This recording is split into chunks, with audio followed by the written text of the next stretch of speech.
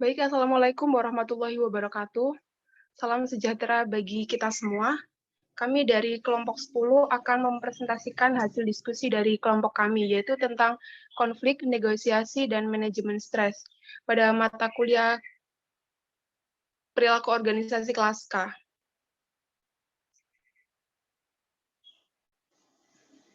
Next slide. Berikut anggota dari kelompok 10, yaitu yang pertama ada Sufi Hamzah dengan NPM 130, yang kedua ada Fahmi Nur Syamsi dengan NPM 154, yang ketiga ada saya sendiri, Silviana Rahmawati dengan NPM 211, dan yang terakhir ada Leli Latifa dengan NPM 212. Next slide. Yang pertama yaitu tentang definisi konflik. Konflik itu merupakan pertentangan antara dua hal atau lebih terhadap satu hal atau lebih. Jadi di sini ada dua subjek yang terlibat pada suatu keadaan atau lebih. Intinya di mana ada pertentangan atau perlawanan, maka di situ akan tercipta sebuah konflik. Next slide.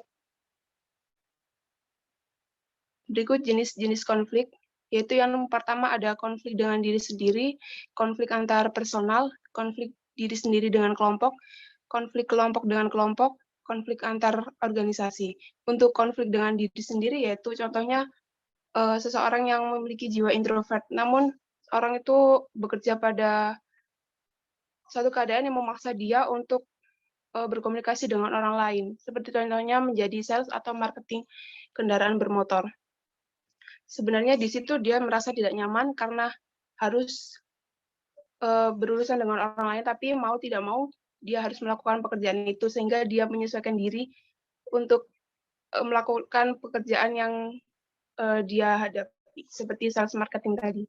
Kemudian untuk konflik antar personal, yaitu konflik terjadi antara individu, entah itu masalah pribadi, masalah pekerjaan, atau yang lainnya. Pada konflik ini, contohnya itu ada ketika si A itu memberikan tugas kepada si B, namun si B menyelesaikan tugas tersebut lewat deadline yang telah ditentukan, sehingga membuat si A ini marah besar, dan kemudian terjadi konflik antar personal, antara si A dan si B. Kemudian untuk konflik diri sendiri dengan kelompok, contohnya ketika kita memiliki masalah dengan kelompok, kemudian kelompok kita itu menjauhi kita, mengucilkan kita, sehingga di situ timbul konflik antar diri sendiri dengan kelompok. Untuk konflik yang selanjutnya yaitu konflik kelompok dengan kelompok, ketika dua kelompok atau salah satu kelompok yang ingin menguasai pada satu organisasi tersebut, sehingga adanya persaingan antara dua kelompok tadi. Untuk yang terakhir, konflik antar organisasi ini umumnya terjadi beda perusahaan. Jadi contohnya itu seperti supplier dengan pembeli, perusahaan dengan pelanggannya. Seperti itu. Next slide.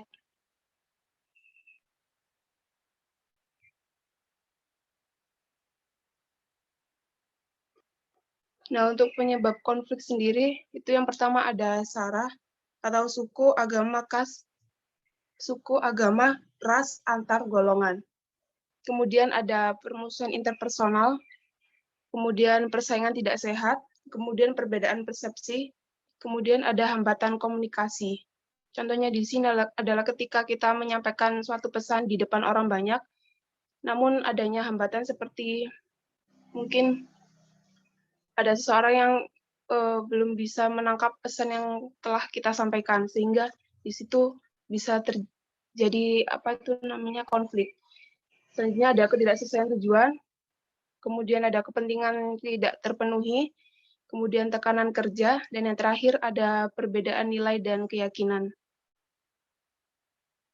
Next slide. Berikutnya ada proses konflik. Yang pertama ada prakonflik, di mana ini merupakan periode yang terdapat ketidaksesuaian sasaran antara dua pihak atau lebih, sehingga timbul konflik. Mungkin bisa terdapat ketegangan hubungan di antara beberapa pihak, dan atau keinginan untuk menghindari kontak satu sama lain pada tahap ini. Kemudian yang kedua adalah tahap konfrontasi. Pada tahap ini, konflik menjadi semakin terbuka. Jika hanya satu pihak yang merasa ada masalah, mungkin para pendukungnya mulai melakukan aksi demonstrasi atau perilaku konfrontasi lainnya. Yang ketiga yaitu krisis.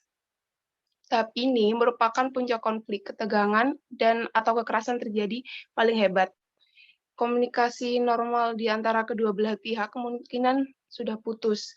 Pernyataan umum cenderung menuduh atau menentang pihak lain.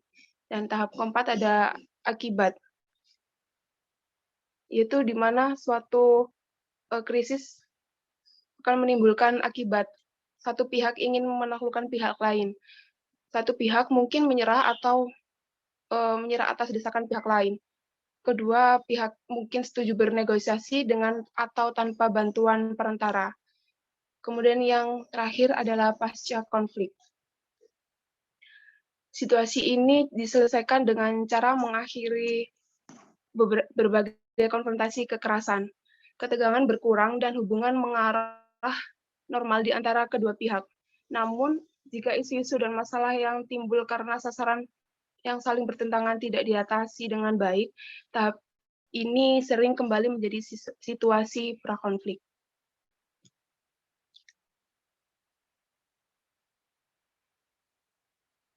Next slide.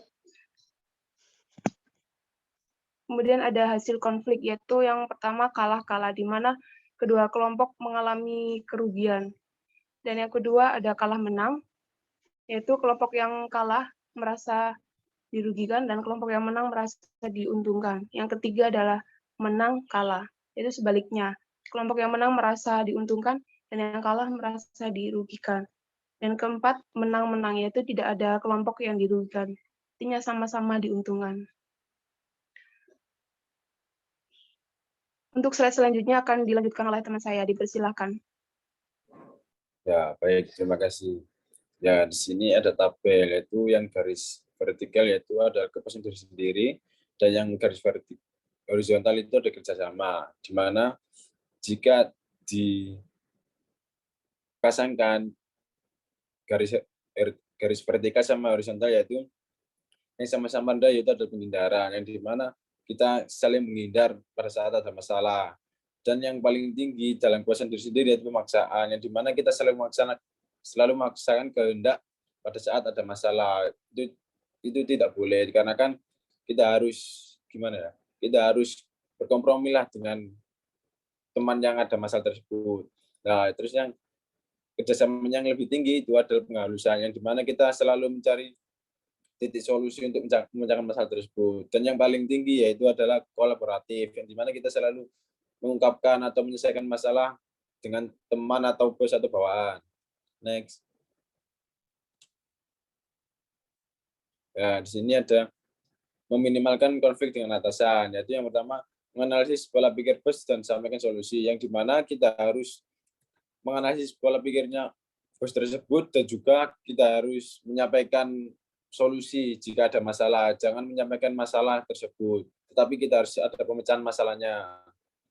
Dan juga dengarkan dengan baik informasi dari bos untuk rencana dan perkembangan selanjutnya, yaitu berkonsultasi dengan bos terhadap kebijakan, prosedur, dan kriteria. Yang kedua yaitu berkonsultasi terkait kebijakan, proses, dan kriteria. Next. Yang kedua itu adalah meminimalkan konflik dengan bawahan, yang dimana temukan tujuan profesional dan personal tim. Yang kedua, jelaskan harapan dan ukuran kontrol. Sama-sama dari bawahan kita harus menjelaskan harapan sebagai bawahan untuk perusahaan itu apa, dan juga ukuran kontrol pada saat kita ada masalah atau saat kita ada emosi, itu kan kita harus saling mengerti sama bawahan. Yang ketiga yaitu toleransi, beri feedback positif, kesempatan hingga reward, yang dimana kita harus mentoleransi ketika ada teman rekan kerja kita kurang baik bekerjanya, kita harus bisa saling membantu. Next. Meminimalkan konflik dengan pelanggan. Yang pertama itu paham keinginan pelanggan, yaitu kita harus menganalisis bagaimana pelanggan menginginkan barang yang dibutuhkan oleh pelanggan tersebut. Kita harus menganalisis dan membuat produk terbaru. Yang kedua, berikan pelayanan dengan level terbaik. Ya, di sini pasti semua perusahaan ingin memberikan pelayanan terbaik dengan caranya masing-masing. Yang ketiga yaitu kembangkan hubungan informal dan jadwalkan pertemuan. Nah, di sini kita akan bisa menangkap aspirasi dari pelanggan, yang dimana kita harus bertemu dulu atau berkonsultasi dengan pelanggan, yang dimana pelanggan itu mau barang seperti apa. Contohnya yaitu misalnya barangnya kurang gini atau kayak gini lah, kayak gitu. Next. Nah, di sini meminimalkan konflik dengan teman, yang dimana bangun iklim kerjasama dan bantu kelompok mencapai tujuan.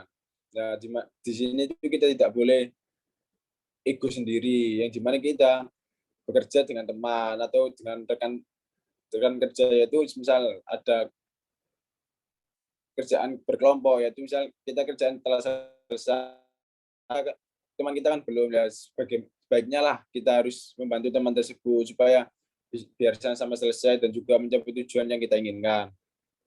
Yang kedua yaitu beri catatan kemajuan, yang dimana kita harus selalu maju dan berkembang untuk kedepannya.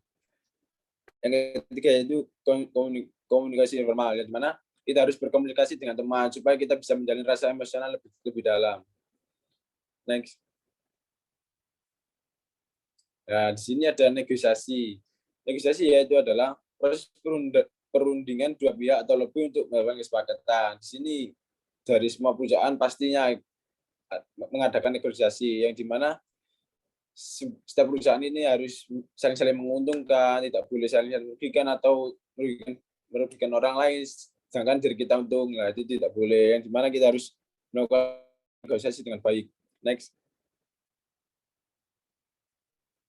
Ya, baik, di sini akan disampaikan oleh teman saya.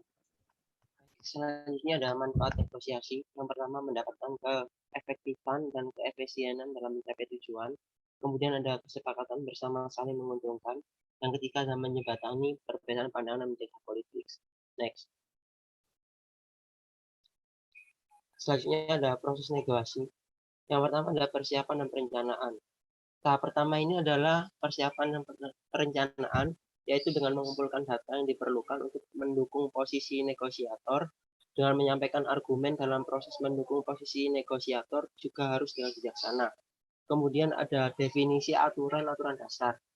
Pada tahap ini, mereka harus menentukan garis besar dan aturan untuk melakukan proses negosiasi. Siapa yang akan menjadi bagian dari negosiasi dan masalah apa yang akan dinegosiasikan. Kemudian ada klarifikasi dan justifikasi ataupun penjelasan.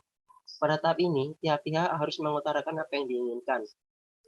Tiap pihak bisa memberikan dokumentasi atau pemaparan yang jelas dan diperlukan untuk mendukung posisi masing-masing pihak. Yang keempat ada tawar-menawar atau pemecahan masalah.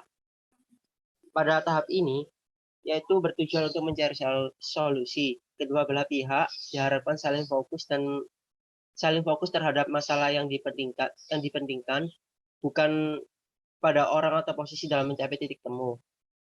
Dan terakhir ada penutupan dan implementasi. Pada tahap ini, segala sesuatu diputuskan secara bersama, tetapi ada beberapa hal yang perlu diperhatikan, yaitu seperti dokumen yang disepakati, meneliti kembali poin-poin utama yang menghindari salah pengertian, uraikan dengan jelas semua ketetapan dan persetujuan, dan yang terakhir ada kedua pihak harus membaca dan menandatangani dalam memperoleh kesepakatan atas apa yang dirundingkan. Next. Kemudian ada jenis negosiasi. Yang pertama ada kompetitif atau distributif, di mana negosiasi itu ada pihak kalah dan ada pihak menang. Kemudian ada kooperatif atau integratif, negosiasi yang menghasilkan kemenangan untuk pihak-pihak yang bernegosiasi. Next. Kemudian ada negosiasi dengan pihak ketiga, yaitu mediasi, proses penyelesaian sengketa dengan bantuan pihak ketiga dan yang bersifat netral. Ada 3 peran dalam hal ini. Yang pertama ada mediator, yaitu memfasilitasi solusi yang dinegosiasikan dengan alternatif, pertimbangan, bujukan, dan saran. Kemudian ada arbitrator, yaitu memiliki otoritas untuk mendikte perjanjian. Dan yang ketiga, konsilator, yaitu menyediakan komunikasi secara informal antara negosiator dengan lawan. Next. Kemudian ada model perubahan Kurt-Lewin. Metode Lewin atau yang sering disebut dengan Lewin three-step model mengacu pada 3 konsep. Yang pertama ada unfreezing, yang kedua movement, yang ketiga refreshing. Yang pertama unfreezing, yaitu fase dibentuk dengan teori perilaku manusia dan perilaku perusahaan yang terbagi dalam 3 subproses yang mempunyai relevansi terhadap kesiapan perubahan, yaitu perlunya kondisi perubahan karena adanya kesenjangan yang besar antara tujuan dan kenyataan. Umumnya fase ini melibatkan 3 aktivitas, yaitu yang pertama menelaah dan memahami status quo atau keadaan perusahaan saat ini untuk melihat jarak yang ada antara keadaan yang diharapkan dengan keadaan saat ini. Yang kedua, meningkatkan dan menekankan faktor-faktor yang menguatkan untuk melakukan perubahan. Yang ketiga, mengurangi faktor-faktor yang bersifat resisten terhadap perubahan tersebut. Pada proses perubahan ini dipimpin oleh orang yang memiliki jabatan yang tinggi, misalnya adalah manajer. Manajer perlu memahami pentingnya perubahan tersebut terlebih dahulu, kemudian barulah melakukan edukasi ke para anggotanya atau bawahannya untuk mengenai perubahan tersebut. Proses edukasi ini biasanya memerlukan desakan dan motivasi bahwa perubahan yang dilakukan tersebut merupakan hal yang positif, mendatangkan keuntungan serta membantu kegiatan dan perusahaan ke depannya. Kemudian ada movement atau menganalisa kesenjangan antara desire status dengan status quo dan mencermati program-program perubahan yang sesuai untuk dilakukan agar dapat memberi solusi yang optimal untuk mengurangi resistensi terhadap perubahan. Sebagaimana peran berubah, suatu kondisi inefisiensi terjadi, manakala tujuan perubahan terabaikan, penerapan gaya kepemimpinan yang baik adalah penting dan mencermati strategi-strategi perubahan yang sesuai yang dilakukan agar dapat memberi solusi yang optimal untuk mengurangi resistensi terhadap perubahan. Yang ketiga ada refreshing, yaitu fase di mana perubahan yang terjadi distabilisasi dengan membantu orang-orang yang terkena dampak perubahan. Mengintegrasikan perilaku dan sikap yang telah berubah ke dalam cara normal untuk melakukan sesuatu. Hal ini dilakukan dengan memberi mereka kesempatan untuk menunjukkan perilaku dan sikap baru. Sikap dan perilaku yang sudah mapan kembali tersebut perlu dibekukan sehingga menjadi norma-norma baru yang diakui kebenarannya atau dengan kata lain membawa kembali perusahaan kepada keseimbangan baru. Pada fase ini, di mana keadaan yang diharapkan sudah dapat tercapai sehingga perubahan tersebut harus diperkuat dan diperpanenkan. Next. Kemudian ada kekuatan perangsang perubahan organisasi. Yang pertama ada kondisi tenaga kerja, kedua teknologi, yang ketiga guncangan ekonomi, yang keempat persaingan, yang kelima tren sosial, yang keenam politik dunia. Selanjutnya akan dijelaskan oleh rekan.